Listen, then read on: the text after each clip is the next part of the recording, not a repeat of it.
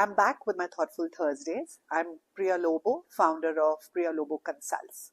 I want to share something that most people miss out. If you're doing a product tasting, sampling, or testing your product, please invite the R&D person to meet the consumers and make him part of your presentation. Why is this singularly important? When a research person or an insights person presents and that feedback goes to the R&D person, they seldom don't know what to do with it.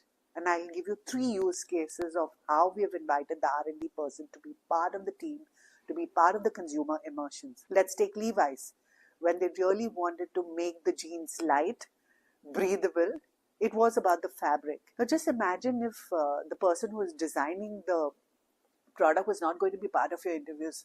People would say, oh, this is heavy, this is light. What does that really mean in objective terms? And they were able to understand that it was the weight. If they made it too light, it would not be a jeans.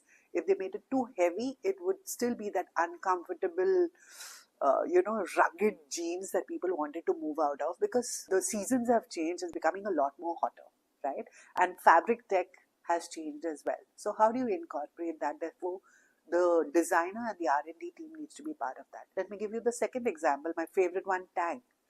Like if you're creating a product to handle a barrier, because we all know that Rasna and Tang, you keep stirring and making sure the powder dissolves. Now, when you're creating a new innovation and if the powder does not dissolve, when you shake the bottle in 1, 2, 3, then you're not solving for a barrier. And when the R&D person sat over there, he said, Priya, tell me what exactly I need to do. And I said, just make the powder fine. And it needs to dissolve it when I shake the bottle 1, 2, 3, everything is dissolved and it's ready to drink. That is the benefit of actually testing your product and making sure the R&D guy sits when you're presenting that particular thing. And the third example I want to give you is EV motorbikes. I've done like dozen studies, and when we were testing that, what consumers said? EV theek hai, but I want to keep my helmet.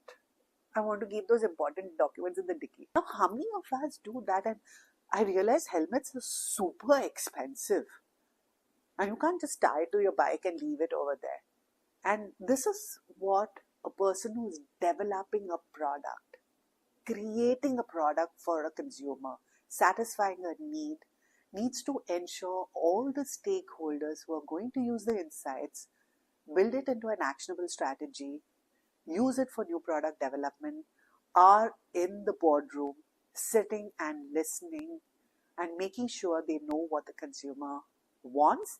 And it's an equal responsibility of the insights team and the researcher to make sure that it's well articulated, understood, and actionable. So if you like what I say and you want to know more, reach out to me. I've got so many stories to talk about this.